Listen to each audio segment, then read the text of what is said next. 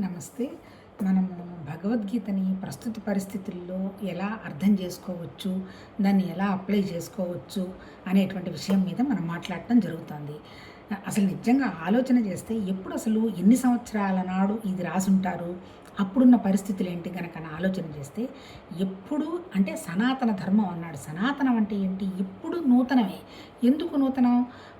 మనం పుట్టాము, జన్మ తీసుకున్నాము. ఆకలి, నిద్ర, భయం, మైథునం అప్పుడు ఉన్నాయి, ఎప్పుడు ఉన్నాయి. ఆ తర్వాత కోరికలు అప్పుడు ఉన్నాయి, ఎప్పుడు ఉన్నాయి. తర్వాత కోరిక తీరకపోతే కోపం అప్పుడు ఉంది, ఇప్పుడు ఉంది. తర్వాత క్రోధం ఉంది. మన కోరికకు అడ్డొచ్చిన వాడు కనుక మనకి అనుసరించకపోతే వాళ్ళ మీద మనకి కక్షా కార్పణ్యాలు అప్పుడు ఉన్నాయి, ఇప్పుడు ఉన్నాయి. అంటే ఏంటి? ఎప్పుడు కూడా ఈ మానవ జన్మ, ఈ జీవత్వం, ఈ ఐడెంటిటీ ఎప్పుడు కొత్త కాదు. అంటే విషయం తెలిసినప్పటి నుంచి ఆతనం అంటే ఏంటి? ఆది నుంచి ఉన్నది, ఇప్పుడు కూడా అది. అందువల్ల ఏంటి? ఇది చాలా ఇంట్రెస్టింగ్ అయినటువంటి విషయం అనమాట. ఒక్కసారి దీని మీద మనం శ్రద్ధ చూపిస్తే, ఎందుకు చెప్పింది ఎవరితో కాదు, మనదే. మనం ఈ పాత్రలు చూస్తున్నా, ఏం చూస్తున్నా ఇది మనదే కదా అనిపిస్తుంది. సరే, కొంచెం వెనక్కి చూద్దాం. ఫస్ట్ ఏంటి అంటే మానవ జన్మ ఎప్పుడు వచ్చింది, ఎన్ని సంవత్సరాలైంది, ఎలా ఎలా పరిణామం జరిగింది, వీళ్ళు చెప్పటమే తప్ప ఇది అథెంటిక్గా ఇలా అని లేదు. కాకపోతే ఏం చెప్పారు? మొట్టమొదట కాలాన్ని ఏమన్నారు? కృతయుగం అన్నారు. కృతయుగం అంటే ఏంటి? అదే సత్యయుగం. మరి అదే ఆ సత్యయుగంలో కూడా మన ప్రహ్లాదుడు ఉన్నాడు. తర్వాత ఆయన ఎవరు? హిరణ్యకశిపుడు ఉన్నాడు. అప్పుడేంటి? నారాయణ అనే ఆ పదాన్ని మాట్లాడడానికి కూడా అప్పుడు ఆయన ఒప్పలేదనమాట. అంటే ఏంటి? ఆ తర్వాత అన్ని పురాణ కథలన్నీ కూడా అప్పటివే అయి ఉండొచ్చు. ఏంటి? దశావతారాలు వచ్చాయి. ఆకాశము, అక్కడి నుంచి మళ్ళీ వాయువు తర్వాత అగ్నిలో నుంచి నీళ్లలో నుంచి భూమి, మనకు గుర్తుంది కదా. అట్లాగే ఆ భూమి తర్వాత ఆ భూమిలో పుట్టినటువంటి జీవులు ఏంటి? కూర్మావతారం ఎత్తాడు కదా. కూర్మావతారం, మత్స్యావతారం, ఆ తర్వాత ఇన్ని అవతారాలు అంటే దశావతారాలు. చివరికి ఏంటి? కల్కి అని చెప్తాడు. అంటే మళ్ళీ ఇవన్నీ కూడా ఏంటి? వాళ్ళ ఆ స్థితిలో ఉన్నప్పుడు మరి వాళ్ళు అది వాళ్ళ మనసుకు అందింది రాశారో, నిజంగా అవన్నీ జరిగాయో మనకైతే పెద్దగా అవగాహన లేదు. కాకపోతే ఏంటి? పరిణామం అయితే చెందుకుంటూ వస్తున్నాయి. కోరికల్ని కంట్రోల్ చేసుకోవాల్సిన అవసరం ఉంది. ఇంద్రియాల మీద నిగ్రహం పెట్టుకోగలిగినప్పుడు, మనసును చేతిలో పెట్టుకోగలిగినప్పుడు మాత్రమే మనం ఆనందంగా ఉంటాము అనేటువంటి కాన్సెప్ట్ని వాళ్ళు కొన్ని వేల సంవత్సరాల నాడే గ్రహించినట్టుగా ఈ ఉపనిషత్తులు చూస్తే మాత్రం మనం గ్రహించవచ్చు. సరే, కృతయుగం అయిపోయిన తర్వాత నెక్స్ట్ వచ్చింది ఏంటి? త్రేతాయుగం. త్రేతాయుగం అంటే ఏంటి? శ్రీరాముడు ముందు, శ్రీకృష్ణుడి కంటే కూడా. శ్రీరాముడికి ఎవరు చెప్పున్నారు? వశిష్ఠుడికి వశిష్ఠ గీత అనేటువంటిది ఒకటి బోధించాడు. దాన్నే జ్ఞాన వాసిష్టం అంటారు, యోగ వాసిష్టం అంటారు. It's wonderful text. అందులో ఆయన ఏం చెప్పాడు? ఇదంతా జస్ట్ నాటకమేనయ్యా, ఈ మనిషి ప్రకృతి అంతా నశించిపోయేదేను, మారుతుంది, ఉంటుంది, పోతుంది అంటే ఇట్స్ నథింగ్ బట్ డ్రీమ్ అని ఆయన రాముడికి చెప్పడం జరిగింది. అందుకని ఇప్పుడు రామాయణాన్ని సబ్జెక్ట్ తెలిసిన వాళ్ళు కనుక అనుకుంటే ఏంది? అసలు నిజంగా సీత వెళ్ళలేదు, ఆయన మామూలు ఒక మాయా సీతను కామని సృష్టించి అక్కడికి పంపించాడు తప్ప అదంతా కూడా రామలీలేను, అంతకు తప్ప ఇంకొకటి లేదు. జనానికి ఎలా బతకాలి అనేటువంటి విషయాన్ని రాముడు చూపించాడు అంటారు. అది రామావతారం. అది అయిపోయిన తర్వాత ఎవరు నెక్స్ట్ వచ్చింది ఏంటి? కృష్ణావతారం. కృష్ణుడు అంటే ఏంటి? అది ద్వాపర యుగం. ఇప్పుడు యాక్చువల్గా వ్యాసుడు పుస్తకం రాసింది ఎప్పుడు? భారతం జరుగుతున్న టైంలోనే కదా. అసలు వ్యాసుడు ఎవరు అంటే ఇప్పుడు నిజంగా చెప్పాలంటే అర్జునుడికి తాత కంటే ఇంకా ముందేమో, అంతే కదా. ఎవరు? సత్యవతికి పరాశరుడు అనేటువంటి మునికి అప్పటికప్పుడు జన్మించిన వాడు వ్యాసుడు. వచ్చి ఆయన ఏమన్నాడు? ఆయన వెళ్ళిపోయినాడు. నన్ను ఏదైనా అవసరం వస్తే పిలువమ్మ, లేకపోతే నేను రానని తపస్సు చేసుకోవడానికి పోయినాడు. అంటే పుడుతూనే తపస్థితికి వెళ్ళిపోయినాడు. మరి అంతకుముందు ఆయన ఎన్ని జన్మలు ఎత్తున్నాడో, మరి దేనికోసం ఆయన జన్మ తీసుకున్నాడో పెద్దగా మనకు అంత అవగాహన లేదు. మనం ఇప్పుడు అర్థం చేసుకునే స్థితి ఉంటుందని కూడా నేను అనుకోను. ఎందుకంటే అన్నీ మళ్ళీ ఊహలే అయిపోతాయి మనసుతోటి. సో వ్యాసుడు రావడంతో భారతంలో మళ్ళీ తెలుసు కదా, భీష్ముడిని పరిపాలనకి వెళ్ళమంటే నేను వెళ్ళను, నేను బ్రహ్మచారిగా ఉంటాను అన్నాడు అంటాడు. తర్వాత మిగిలిన వాళ్ళు ఉంటారు, కొడుకు వాళ్ళెవరు? పిల్లలు కనుక కలక్కపోతే మళ్ళీ అప్పుడు వ్యాసుని పిలిపించి అప్పుడు భారతం మొదలైంది. అంటే ఎవరు?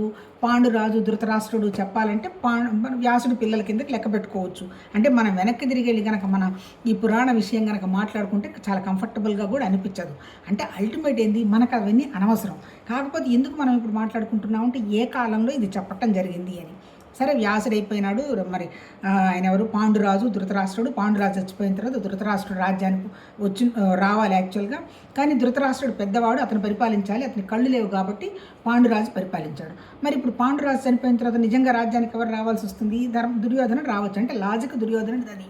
వీళ్ళేమంటారు, తండ్రి తర్వాత రావాల్సింది పిల్లలే కదా, అందుకని రాజ్యం మాది అని పాండురాజు పిల్లలు అంటే ఎవరు, మనం ధర్మరాజు, మన అర్జునుడు, భీముడు, నకుల సహదేవులు. సరే ఇప్పుడు మొత్తం మీద ఏంటి కాన్ఫ్లిక్ట్ అంటే ఏంటి, ఆస్తి కోసం తగాదా. నిజం చెప్పాలంటే అంతే కదా, ఇద్దరు కజిన్స్ అంటే ఏంటి దాయాదులు, వాళ్ళు పోట్లాడుకుంటూ ఉన్నారనమాట. ఇప్పుడు ఆ టైంలో జరిగినటువంటి కురుక్షేత్రంలో అప్పుడు అసలు సత్యం ఏంటి అసత్యం ఏంటి అని భగవాన్ అర్జునుడికి బోధ చేయడం జరిగింది. అర్జునుడు ఏమి అంతకుముందు పెద్ద యోగాలేం చేయలేదు, ఆయన ఏం పూజలు పునస్కారాలు చేయలేదు. కాకపోతే ఏంటంటే సత్యం ఆయన ద్వారా రివీల్ అయిందనమాట, అర్జునుడి ద్వారా. ఎవరు చెప్పారు ఆయనకి? భగవాన్ చెప్పాడు. ఎవరు రాశారు ఈ విషయము? వ్యాసుడు రాశాడు. అప్పటికి వ్యాసుడికి ఎన్ని వేల సంవత్సరాలు ఉండాలి లెక్క ప్రకారం? అంటే నిజంగా వ్యాస వ్యవహారం అంటే అర్థం ఏంటి? ఇప్పుడు నాకు అవగాహనకు వస్తుంది, పేరు పెట్టుండొచ్చు, దాన్ని సబ్సిక్వెంట్గా డెవలప్ చేసుకుంటూ కూడా ఉండుండొచ్చు, అదేమీ తెలియదు.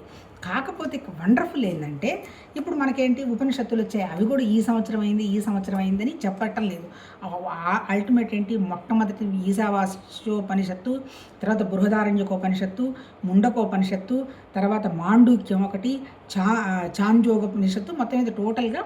ఆ తర్వాత ఇంకోటి ఏంటి కేనోపనిషత్తు, శ్వేతోపనిషత్తు, మొత్తం టోటల్గా 10 ఉపనిషత్తులకు మాత్రం మనకి శంకరాచార్య గారు, తర్వాత మొన్న 15వ శతాబ్దంలో అవుతుంది శంకరాచార్య గారు. ఇప్పుడు ఈ వ్యాసుడు రాసింది ఎప్పుడు, కొన్ని వేల సంవత్సరాలను రాశాడు.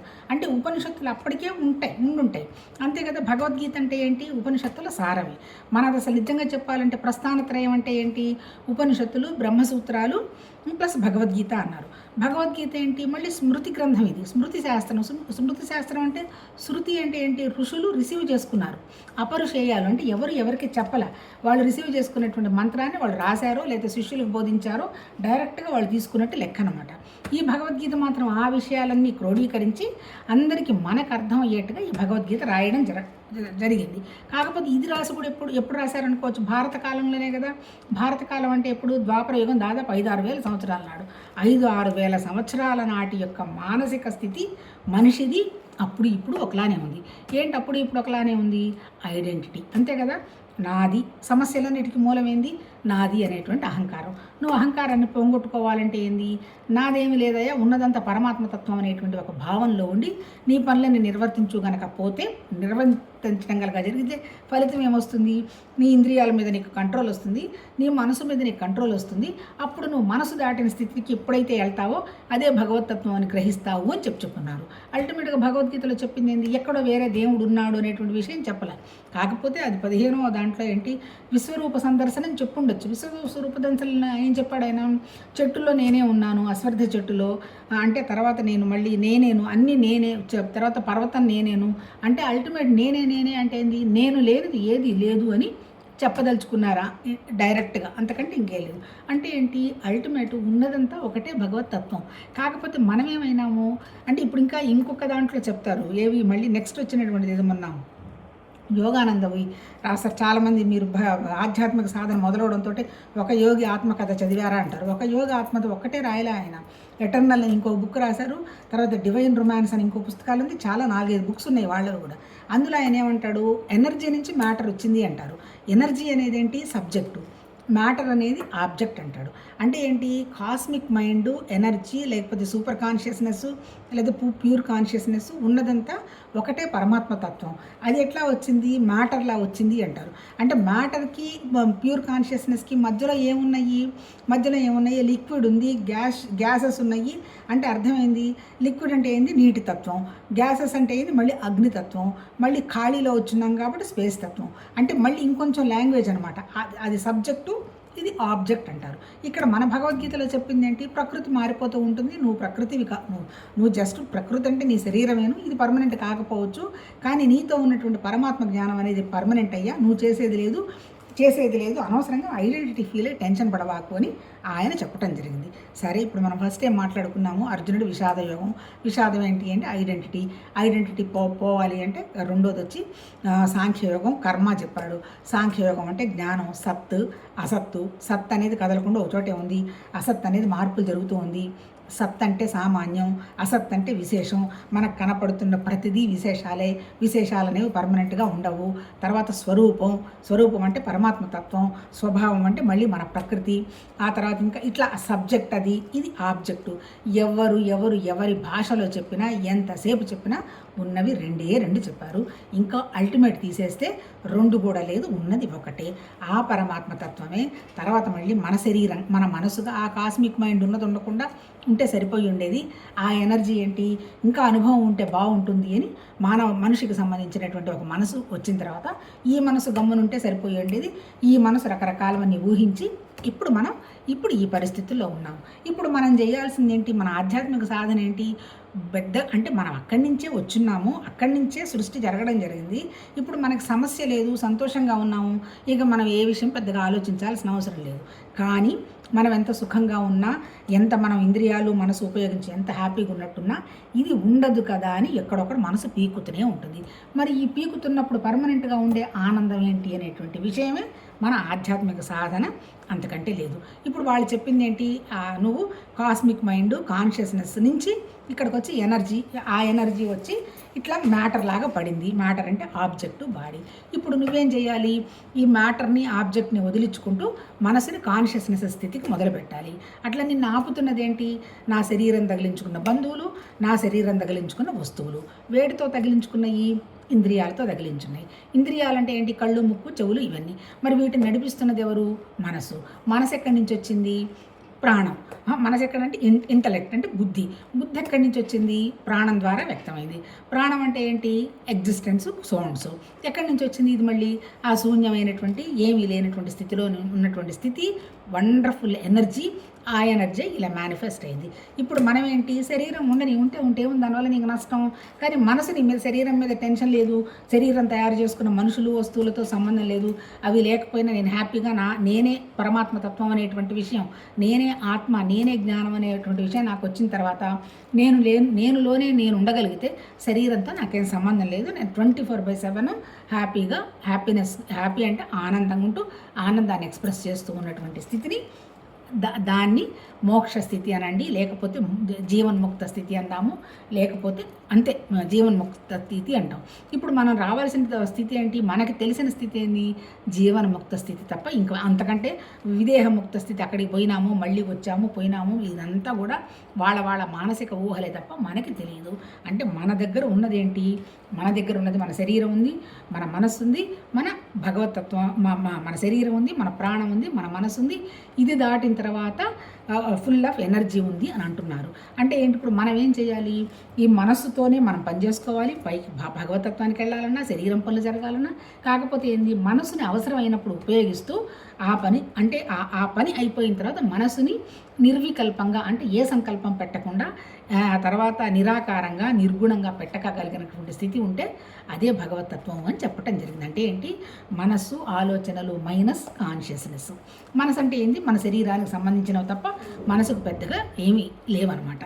అది దాని మీద మనం మాట్లాడుకుంటూ వస్తున్నాం. దాంట్లో అది సాంఖ్యయోగం అంటే ఉన్నది ఒకటే తత్వం అన్నాడు. మరి ఆ స్థితికి నీకు లేదు కాబట్టి నువ్వు నీ శరీరాన్ని ధర్మంగా పరమాత్మతత్వం ఇచ్చినటువంటి పనిని పూజగా, యజ్ఞంగా కనుక చేస్తావంటే నువ్వు మనసు నిశ్చలమవుతుందయ్యా, అప్పుడు నువ్వు సత్యాన్ని గ్రహిస్తావు అని సాంఖ్యయోగంలో చెప్పాడు. తర్వాత సాంఖ్యయోగం తర్వాత మళ్ళీ జ్ఞాన కర్మ సన్యాస యోగంలో కూడా దాన్ని అసలు జ్ఞాని అనేవాడు ఎట్లుంటాడు, నిశ్చలంగా ఉంటాడు, దేనికి తొడకడు అన్నట్టు చెప్పి తర్వాత ఇప్పుడు మనం ఏమైనా మాట్లాడుకుంటున్నాము, ఇప్పుడు 5వ టాపిక్ కర్మ సన్యాస యోగం మాట్లాడుతున్నాం. కర్మ సన్యాస యోగంలో నిన్న ఎంతవరకు చదువుకున్నాము, నిన్న 20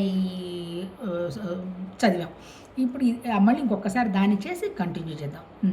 ప్రియలాభాలకి పొంగిపోని వాడును, అప్రియాలు ఎదురైనప్పుడు కుంగిపోని వాడును, స్థిరమైన బుద్ధి కలవాడును, మోహవివసుడు కానివాడును అయిన బ్రహ్మవేత్త సచ్చిదానంద ఘన పరబ్రహ్మ పరమాత్మ యందు సదా ఏకీభావ స్థితి యందు ఉండును అంటాడు.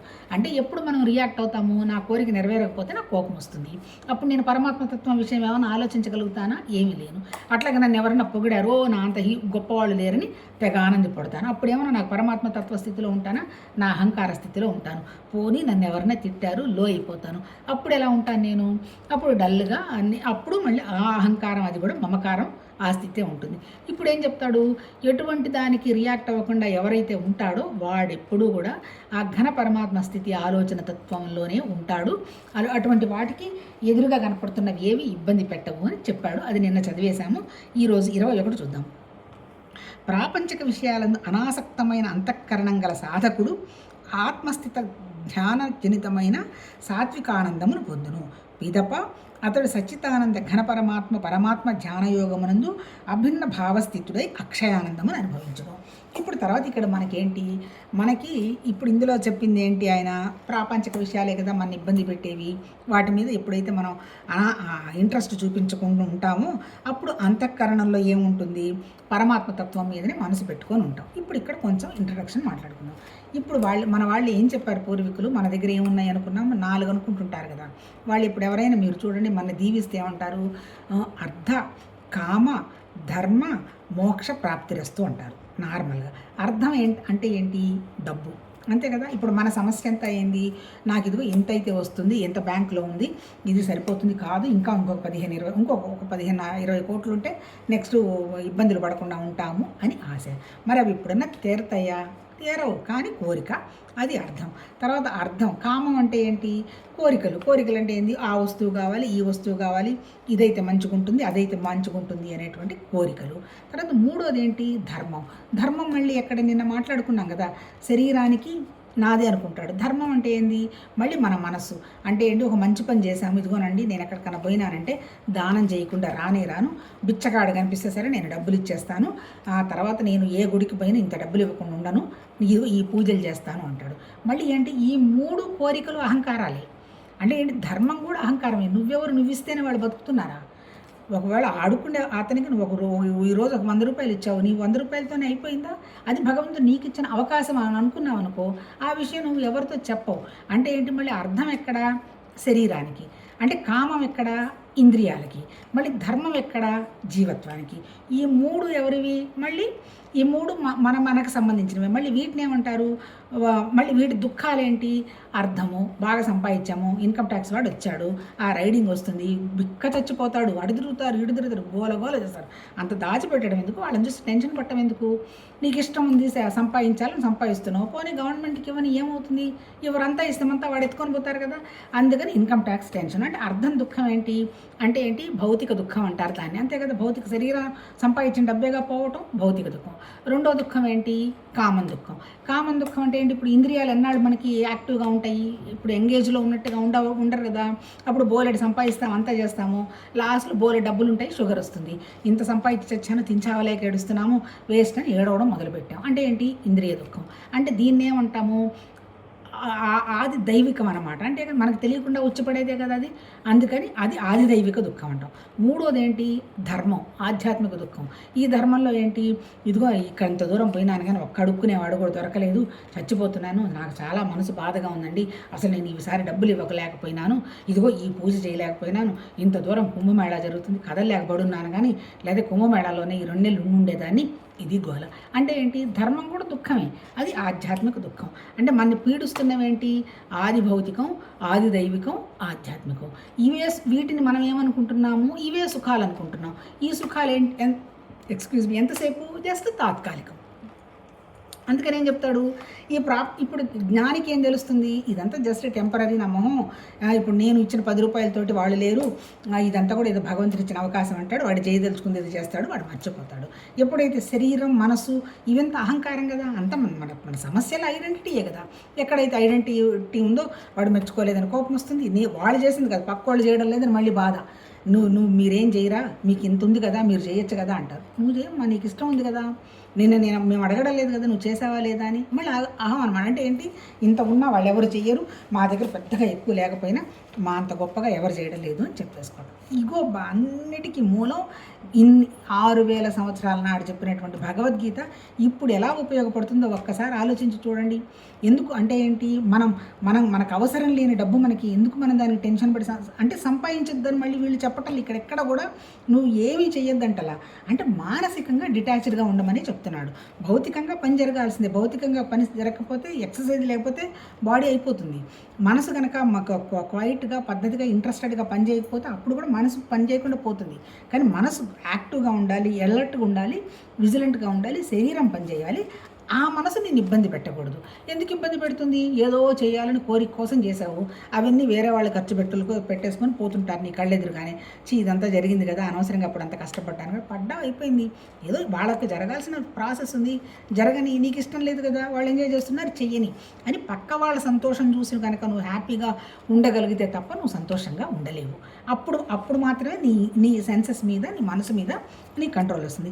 ఇప్పుడు ఇక్కడ చెప్పింది ఏంటి, ఎప్పుడు వస్తుంది నీకు ఆ జ్ఞానస్థితి ఉంటే కదా, పరమాత్మ తత్వస్థితి తప్ప ఇంకొకటి లేదు అంటే అప్పుడు ప్రపంచ విషయాల మీద నీకు ఒకటువంటి అనాసక్తి నీ అంతఃకరణలో మొదలవుతుంది అంటాడు. తర్వాత అట్లా మొదలైన సాధకుడు ఎట్లుంటాడు, అప్పుడు పరమాత్మ తత్వంతో లింక్ అయిన వాడికి సాత్విక ఆనందం పొందుతుంది. అంటే ఏంటి సాత్విక ఆనందం అంటే ఒక వస్తువుతో కానీ ఒక మనుషులతో కానీ సంబంధం లేనటువంటి ఆనంద స్థితిలో ఉంటాడు. ఇప్పుడు మన స్థితి ఏంటి, ఇవాళ ఏదైనా ఒకటి వచ్చింది, అబ్బా భలే ఉంది, ఎవరైనా మంచి భోజనం పెట్టారు, ఈరోజు భలే చేశారు, నిన్న బాగా చేయలేదు, అలాగే మనం అనుకోకుండా ఏదో గిఫ్టో బొఫ్టో వచ్చిందని సంతోషం. అంటే ఏంటి, మన సంతోషం ఎంతసేపటికి ఏంటి, ఇప్పుడు చెప్పాను కదా, అర్థం, కామం, ధర్మం, ఇదే మన సంతోషం. ఇప్పుడు ఈ ఆత్మస్థితిలో ఉన్న సంతోషం ఏంటి, అర్థంతో సంబంధం లేదు, తర్వాత కామంతో సంబంధం లేదు. కామం అంటే మళ్ళీ చెడ్డ కామం కాదు, కోరికతో సంబంధం లేదు. తర్వాత మూడోది ఏంటి, ధర్మంతో కూడా సంబంధం లేదు, అది కూడా జరిగిపోతూ ఉంటుంది. ఇక్కడ మనకు ధర్మంగా మనం ఉండకపోయినా మనకి టెన్షనే, అదే ఆధ్యాత్మిక దుఃఖం అనమాట. అదిగో ధ్యానం చేస్తానని ఎక్కడో చేరుతాం, 2 రోజులు ధ్యానం చేయలేదు, అయ్యో నేను ధ్యానం చేయడం లేదండి, ధ్యానం కుదరడం లేదండి. ఎందుకు నువ్వు ధ్యానం చేయడానికి పోయింది, ఎందుకు ఆనందంగా ఉండడానికి. మరి అక్కడ ధ్యానం చేయలేదని మళ్ళీ దుఃఖం ఎందుకు, మళ్ళీ ధ్యానంలో నాకు అవి రాలేదండి, ఇవి రాలేదండి, పక్క వాళ్ళకని తెగ వచ్చేసాయండి, వాళ్ళకి వస్తే రాని, నీకేదో వస్తుందని కదా నువ్వు వెళ్తున్నావు, నువ్వు ప్రయత్నం చేసుకో అంటే మళ్ళీ అక్కడ అంటే ఏంటి, ప్రతి నిమిషం ఎంత దుఃఖం లేదనుకున్న పోలిక, దుఃఖం, అనుమానమే ఈ వస్తువులకు సంబంధించినటువంటి స్థితులు ఉంటాయి. ఇవి దాటగలిగినప్పుడు మాత్రమే మనం ఆ పరమాత్మ తత్వస్థితిలో ఉంటావు అన్నట్టు చెప్తున్నాడు అనమాట. అది దాని సాత్వికానందం అంటాడు. పిదప అతడు సచ్చిదానంద ఘన పరబ్రహ్మ పరమాత్మ ధ్యానయోగమునందు అభిన్న భావస్థితుడై అక్షయానందాన్ని అనుభవించు. ఇప్పుడు ఈ 3 స్థితుల కారణం ఏంటి, రకరకాలైనటువంటి భావాలు, రకరకాలైనటువంటి ఆలోచనలు. నిరాకారంగా నువ్వు కూర్చున్నప్పుడు నీకు ఏ ఆలోచనలు వస్తాయి, నిర్వికల్పంగా నాకేం పని లేదు, ఈరోజు నేను ఎక్కడికి వెళ్ళాల్సిన అవసరం లేదు, నేనేం చేయాల్సిన అవసరం లేదు, నాకేం అవసరం లేదని కూర్చున్నావు అనుకో, అంతకంటే వండర్ఫుల్ ఏముంటుంది. అప్పుడు ఎట్లుంటుంది నీ మనసు, మానసిక స్థితి నిశ్చలంగా నిర్వికల్పంగా ఉంటుంది. కాదు నాకు అది కావాలి ఇది కావాలి అనుకున్నప్పుడు భావస్థితిలో ఉంటావు. ఇప్పుడు చెప్పింది ఏంటి, అల్టిమేటు నీ భావాన్ని నిర్వికల్పంగా అభావస్థితికి తెచ్చుకున్నావు అంటే నువ్వే పరమాత్మ తత్వస్థితి అంటాడు. ఇక్కడ ఏమైనా చెయ్యాల్సిన అవసరం ఉందా, ఏమి లేదు. నీ భావాల్ని మార్చుకో, నీ దృష్టి మార్చుకో, నీ విజన్ మార్చుకో.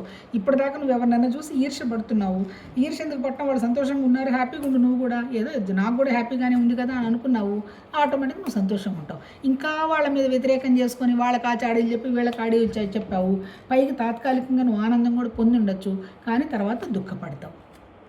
ఎందుకు, లేనిపోయిన భావాలని నువ్వే సృష్టించుకొని నువ్వే చెప్పి నువ్వే దుఃఖపడుతున్నావు కాబట్టి. అందుకని ఇక్కడ ఏం చెప్పాడు, అభావస్థితిలోకి రావాలి. అభావస్థితికి రావాలంటే నీకు ఏ కోరిక లేకుండా ఉండాలి. ఏ కోరిక లేకుండా ఉండాలి అంటే అజ్ఞానం అనేది పోవాలి. ఆ తర్వాత ఇంకోటి కూడా ఇక్కడ ఏం చెప్తాడు, మరి కోరిక అనేది లేకుండా ఉంటుందా అండి, అట్లా ఉన్న వాళ్ళు ఎవరన్నా ఉన్నారంటే ఏం ఉండరు. కోరిక ఉంటుంది, ఇబ్బంది. కోరిక అనేది సహజమే, కోపం కూడా సహజమే. కాకపోతే ఏంటంటే క్రోధం కరెక్ట్ కాదు. క్రోధం అంటే ఏంటి, ఎట్లుంటుంది మీరు అబ్జర్వ్ చేయండి. కోపం వచ్చిన వాళ్ళే రగులుతూ ఉంటారు కదా, వాళ్ళకే నష్టం కదా. ఇక్కడ ఏం చెప్పాడు, అభావ స్థితిలో ఉండండి అని చెప్పాడు. నెక్స్ట్ చెప్పిన దాంట్లో చూద్దాం. విషయేంద్రియ సంయోగం వలన ఉత్పన్నమగు భోగములన్నీ భోగలాలసులకు సుఖములుగా భావించినను అవి నిస్సందేహంగా దుఃఖహేతులే, ఆద్యంతములు కలవి అనగా అనిత్యాలు కావున ఓ అర్జున వివేక్ వాటి యందు ఆసక్తుడు కాదు. ఇప్పుడు మన ఇంద్రియాల సుఖం తీసుకుందాము. నాకు ఇంద్రియ సుఖం అంటే ఫస్ట్ నోరు తీసుకుందాము. నోరు అంటే ఆహారం తీసుకుంటాము. ఇప్పుడు మనకి ఏ హెల్త్ ప్రాబ్లమ్స్ లేవు, వండర్ఫుల్గా బోలెడు తిన్నాము. అది ఎన్ని రోజులు తినగలిగాము, బతికిన 120 సంవత్సరాలు 100 సంవత్సరాలు తినగలరా ఎవరైనా? తినలేరు. దానికో పర్టికులర్ పీరియడ్ ఉంటుంది. ఆ పీరియడ్ అయిపోయిన తర్వాత ఏమవుతుంది, మన ఫ్యాకల్టీస్ ఏమైపోతాయి, ఒకటి ఒకటి ఒకటి ఒకటి మనం ఎంత బాగుందనుకున్నా అవి డైల్యూట్ అయిపోతూ ఉంటాయి. అవి సహజం, అది ప్రకృతి, దాన్ని ఎవరూ మార్చలేరు. కాకపోతే ఏంటంటే ఇంకో 4 రోజులు పోస్ట్ పోన్ చేయడం జరుగుతుందేమో తప్ప అది కూడా కరెక్ట్ కాదు. ఇప్పుడు 150 సంవత్సరాలు బతికినప్పుడు తెలిసిన మనుషులు ఎవరుంటారు ఎదురుగా? అందరు వెళ్ళిపోయి ఉంటారు కదా. అప్పుడు చాలా దరిద్రమైన విషయం కదా బతకటం కూడా.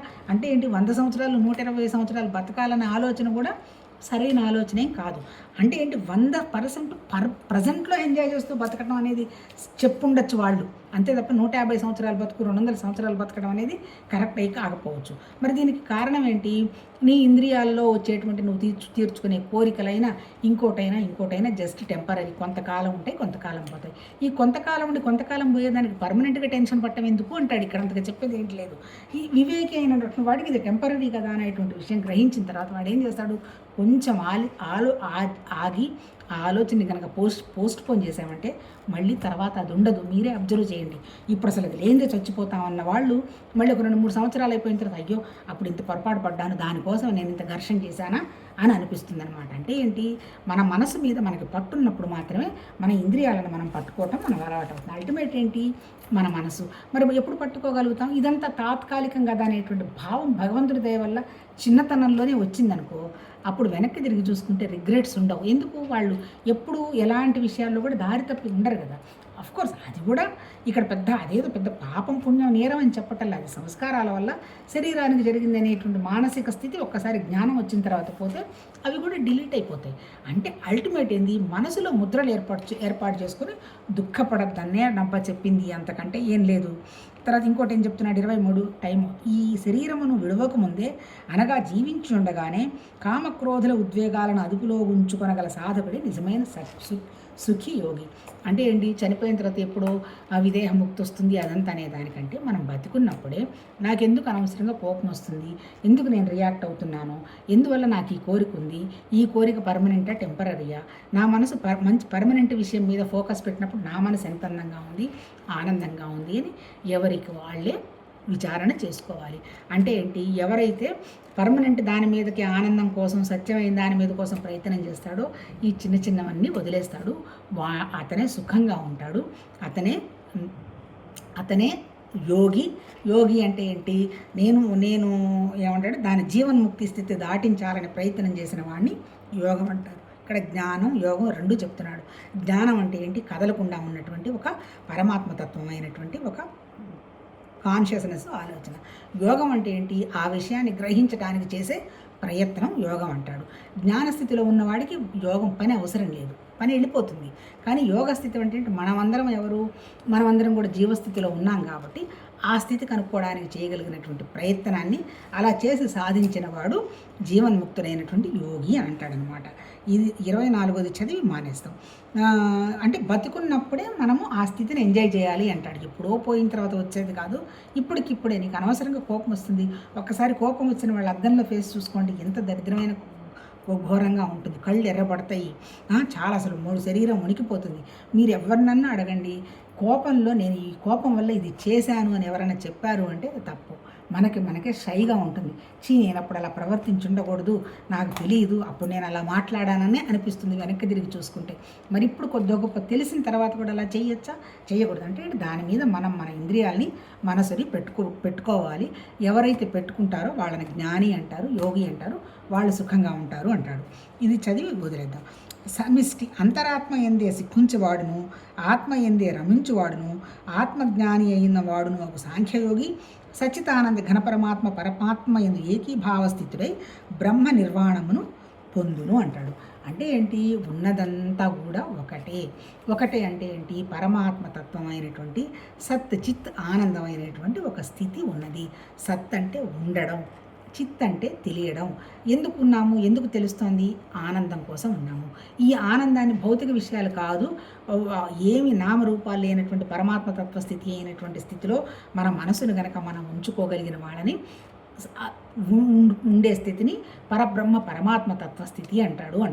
అంటే ఏంటి, మనకి శరీరానికి సంబంధించిన వస్తువులు కానీ, మనుషులు కానీ, ఇంద్రియాలు కానీ, జరిగిపోయిన విషయాల గురించి ఆలోచనలు కానీ, జరగబోతున్న విషయాల గురించి బెంగ కానీ, టెన్షన్ కానీ లేకుండా ప్రస్తుతంలో నిర్వికారంగా, నిర్వికల్పంగా, నిశ్చలంగా, నిర్గుణంగా, అఖండంగా, ఏ ఆలోచన లేనటువంటి ఒక తాధ్యాత్మమైనటువంటి స్థితిలో, ఏంటి మళ్ళీ ఒక వస్తువుతోటో ఏదో ఈ సెల్ ఫోన్లో మాట్లాడుతున్న స్థితితో, పుస్తకాలు చదువుతున్న స్థితితో, టీవీ చూస్తున్న స్థితియో కాకుండా మనలో మనం ఒక రకమైనటువంటి నిర్గుణంగా, నిర్వికల్పంగా ఉండగలిగినటువంటి స్థితిలో ఎవరైతే అంటే భగవతత్వం గురించి ప్రాసెస్ చేస్తారో వాళ్ళు ఉంటారు.